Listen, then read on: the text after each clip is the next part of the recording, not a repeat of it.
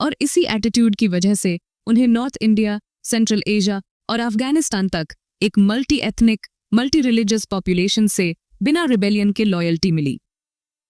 शुरुआत करते हैं कनिष्क से, जो सिर्फ एक राजा नहीं था बल्कि एक विजनरी रिफॉर्मर था, और उसी की वजह से शुरू हुई बौद्ध धर्म की सबसे अहम घटनाओं में से एक चौथी बौद्ध संगीति, फोर्थ बुद्धिस्ट काउंसिल। ये काउंसिल करीब 100 सीई के आसपास हुई थी, कश्मीर में कनिष्क के संरक्षण में। इसका मकसद था बौद्ध धर्म के विचारों को कंपाइल करना और उसे नई पीढ़ी के लिए रेलेवेंट बनाना। यहीं से महायाना बुद्धिज्म को एक ऑर्गेनाइज्ड फिलॉसफी के रूप में पहचान मिली और कनिष्क ने इसे एक्टिवली सपोर्ट किया। तो इनडायरेक्टली बौद्ध धर्म को सेंट्रल एशिया और चाइना तक पहुंचाने में कनिष्क का रोल डिसाइसिव रहा। अब आते हैं उस चीज पर जो कुषाण एम्पायर को दुनिया भर में पहचान दिलाती है, गंधारा रीजन।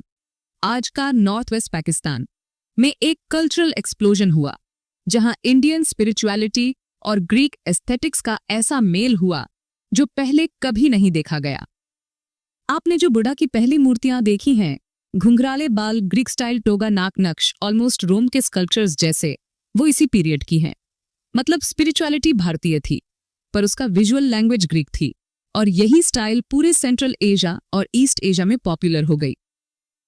अब बात करें सिक्कों की, तो कुषाण्स शायद साउथ एशिया के सबसे बोल्ड कॉइन मेकर्स थे।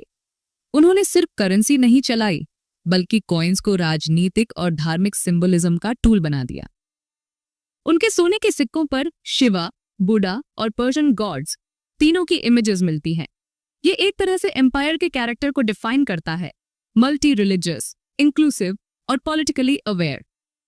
इन कॉइन्स की लैंग्वेज भी अलग अलग थी, ग्रीक, बैक्ट्रियन, संस्कृत सब मिलती हैं, यानी हर सिक्का खुद एक इतिहास की किताब है। लेकिन हर गोल्डन एज के बाद आता है डिक्लाइन, और कुषाण एम्पायर भी इससे बच नहीं सका। 3 मेन वजहें थीं। सासानियन एम्पायर का उदय, जिसने पश्चिम से अटैक करना शुरू किया और कुषाण्स के सेंट्रल एशियन इलाकों को छीन लिया। गुप्त साम्राज्य का राइज, भारत में एक नई शक्तिशाली शक्ति उभर रही थी जो धीरे धीरे नॉर्थ इंडिया को डोमिनेट करने लगी। इंटरनल फ्रैगमेंटेशन, राज्य छोटे छोटे हिस्सों में बंटने लगा, स्थानीय शासकों ने ऑटोनॉमी ले ली और एम्पायर की यूनिटी टूटने लगी। तो जिस एम्पायर ने सेंट्रल एशिया से लेकर गंगा घाटी तक एक कल्चरल ब्रिज बनाया, वो धीरे धीरे पॉलिटिकल क्रैक्स की वजह से टूटने लगा।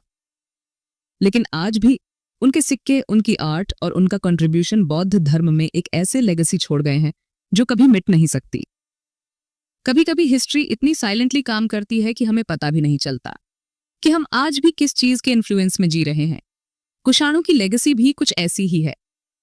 कभी सोचा है, आज भी भारत में जो गवर्नमेंट कैलेंडर चलता है, जिसमें आपकी स्कूल हॉलीडेज मार्क होती है, वो शक संवत है, जिसकी शुरुआत हुई थी कनिष्क के शासनकाल में करीब 1900 साल पहले। मतलब वो राजा तो अब म्यूजियम में स्टोन स्टैचूज बन चुका है, लेकिन उसका कैलेंडर सिस्टम आज भी हमारी लाइफ में चल रहा है। अगर आप नॉर्थ इंडिया में घूमने जाएं, तो एक जगह आपको बार बार सुनाई देगी, मथुरा। सिर्फ कृष्णा जन्मभूमि ही नहीं, ये शहर कभी कुषाण एम्पायर का धार्मिक और आर्टिस्टिक सेंटर था। या फिर चले जाइए टैक्सिला, जो आज पाकिस्तान में है, कभी पूरी एशिया की सबसे एडवांस्ड यूनिवर्सिटीज में से एक हुआ करती थी। या फिर गंधारा, जहां की आर्ट स्टाइल ने बुद्धा की मूर्ति को एक पहचान दी।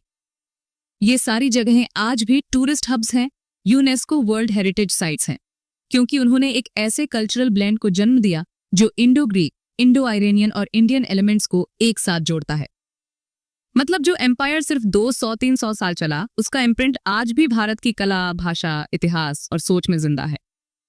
इतिहास कभी सिर्फ पुरानी बातें नहीं होता, वो हमारे आज में भी धीरे धीरे सांस लेता है, बिना हमें बताए।